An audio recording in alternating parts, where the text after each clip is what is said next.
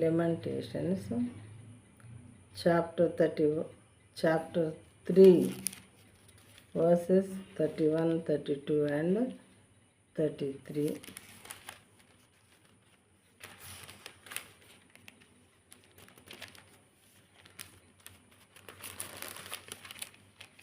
Chapter 3, 31, 32 and 33. For the Lord will not cast off forever, but though he cause grief, he will have compassion according to the abundance of his steadfast love. For he does not willingly afflict or grieve the children of men. 31, 32, 33 చూద్దాము. ప్రభువు సర్వకాలము విడనాడడు.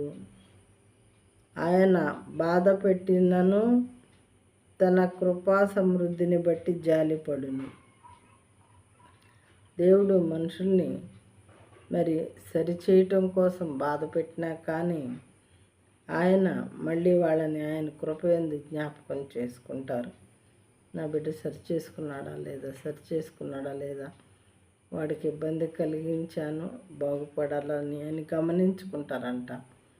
Same human parents love లాగే ప్రియమైన వారులారా, ఈలోకపు తల్లిదండ్రులు మనల్ని మంచి దారిలో నడవకపోతే ఏ విధంగా మరి కొట్టి తిట్టి గాయపరిచి మంచి దారిలో పెట్టడానికి ప్రయత్నిస్తారు.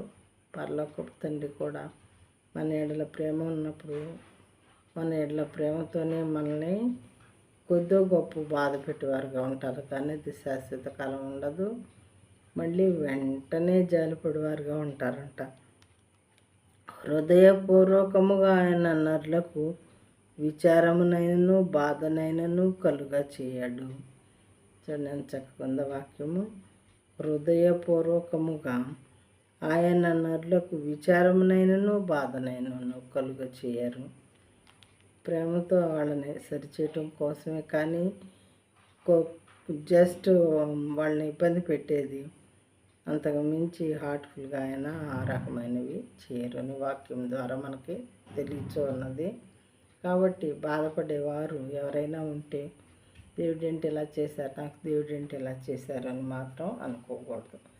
దేవుని ప్రేమ మన ఎడలో ఉంది కాబట్టి మనల్ని సరిచేయాలని దేవుడు కోరుకొనిచున్నారు. ఆయన సరిచేయకపోతే మనం నశించి నాశనం అయిపోయి నరకానికి వెళ్ళేవారంగా ఉంటాం, కానీ మన ప్రవర్తన సరి చేసుకొని స్వర్గానికి వెళ్ళేవారముగా ఉండము అని దీని మీనింగ్.